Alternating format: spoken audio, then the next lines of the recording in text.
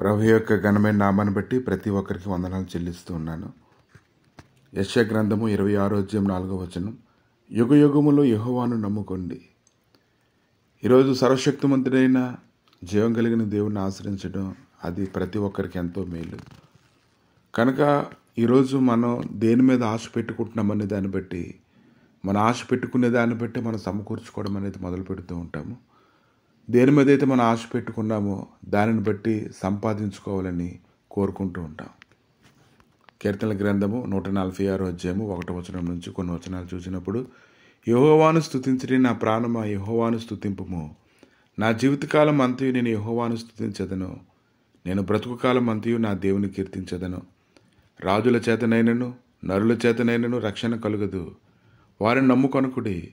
వారి ప్రాణం వెడలిపోవును, వారి మంటిపాలగుదురు. వారి సంకల్పములు నాడే నశించును. ఎవనికి యాకోబు దేవుడు సహాయుడగునో, ఎవడు తన దేవుడిని యెహోవా మీద ఆశ పెట్టుకొనునో వాడు ధన్యుడు.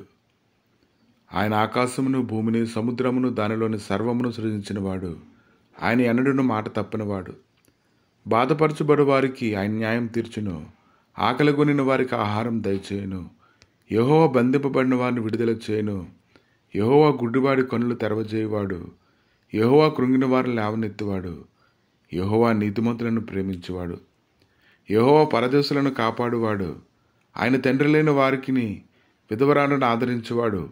భక్తిహీనుల మార్గమును ఆయన వంకర మార్గములుగా చేయును. యెహోవా గుడ్డివారి కన్నులు తెరవజేయువాడు. యెహోవా కృంగిన వారిని లేవనెత్తువాడు.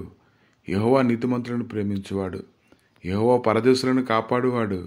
ఆయన తండ్రి లేని వారిని విధవరాలను ఆదరించువాడు. భక్తిహీనుల మార్గమును ఆయన వంకర మార్గములుగా చేయును. యెహోవా నిరంతరము ఏలును. సియోను నీ దేవుడు తరములన్నిటిను రాజ్యము చేయును. ఈ యొక్క లేఖనాలను ధ్యానిస్తూ ఉన్నప్పుడు ఆయన ఎట్టి రీతిగా మనుషుల్ని కాపాడతాడనేది మనం తెలుసుకోగలుగుతున్నాం. కాబట్టి ఎవరైతే ఆయన ఆశ్రయిస్తారో ఖచ్చితంగా వారి విషయంలో ఆయన సహాయం చేయవాడే ఉన్నాడు. యెహోషువ 23:14 మీ దేవుడిని యెహోవా మీ విషయమై సెలవిచ్చిన మంచి మాటలన్నిటిలో ఒకటైనను తప్పి ఉండలేదని మీరు అనుభవపూర్వకంగా ఎరుగుదురు. అవన్నీ మీకు కలిగను. కనుక ఈరోజు ప్రభు యొక్క నడిపింపుని మనం ఎలా తెలుసుకోగలుగుతాము అనంటే, ఈరోజు దివారాత్రులు ఆయనకు లేఖనాలను ధ్యానించడం ద్వారా మనం ఖచ్చితంగా అన్ని విషయాల్లోనూ ఆయన నడిపింపుని మనం కనుక్కోగలుగుతాం. కీర్తన గ్రంథము 1:2 యెహోవా ధర్మశాస్త్రం నందు ఆనందించచ్చు. దివారాత్రము దానిని ధ్యానించేవాడు ధన్యుడు.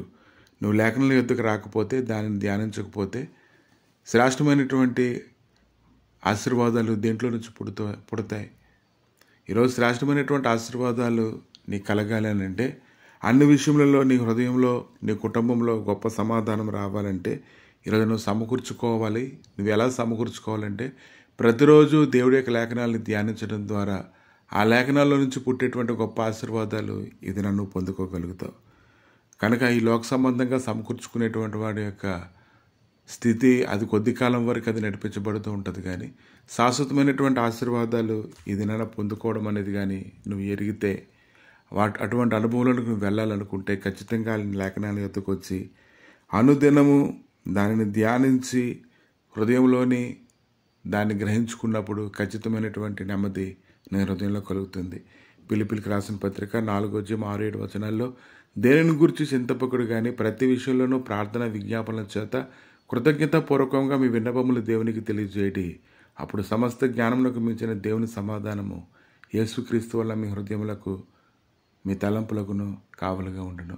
కనుక ఈరోజు ఆ లేఖనాలు ధ్యానించేటువంటి వారే అటువంటి బలాన్ని కలిగి ఉంటారు. వారు గొప్ప కార్యాలు వారి జీవితాల్లో చూస్తారు. కనుక నీటి కాలువ ఎవరైనా నాటబడినదే తన కాలం మందు ఫలమిచ్చే చెట్టు వల్ల ఉంటారు. కనుక లేఖనాలను అశ్రద్ధ చేయకుండా అనుదినము దాన్ని ధ్యానించినట్లయితే అందులోంచి పుట్టేటువంటి గొప్ప మహిమ అది మాటలో వర్ణించలేము. ప్రభా నీ దయగలిగిన హస్తాలకు తండ్రి శ్రమలు అప్పగించుకుంటుండగా, ప్రభా నీ గొప్ప కృపను తండ్రి ప్రతి ఒక్క పైన కుమ్మరిస్తుండగా, నీ లేఖనాలు ఎరిగిన వారు తండ్రి తన మార్గాన్ని సరళం చేసుకుంటారు. ప్రభా నీ లేఖనాల నుంచి పుడుతున్నటువంటి ప్రతి ఆశీర్వాదంనైనా వారికి ఎంతగానో వారి కనులకు వెలిగించేదిగా ఉంటుంది తండ్రి. వారి ఆలోచన తలంపులకు కావలుగా ఉంటుంది నాయన. అటువంటి మహిమకరమైనటువంటి సన్నిధిలోనికి వారిని నడిపించి దివారాత్రులు తండ్రి నీ వాక్యాన్ని ధ్యానించడానికి కావాల్సిన కృపను దయచేసి నీ మహిమతో నింపమని యేసుక్రీస్తు నామములు అడిగి వేడుకుంటున్నాము తండ్రి.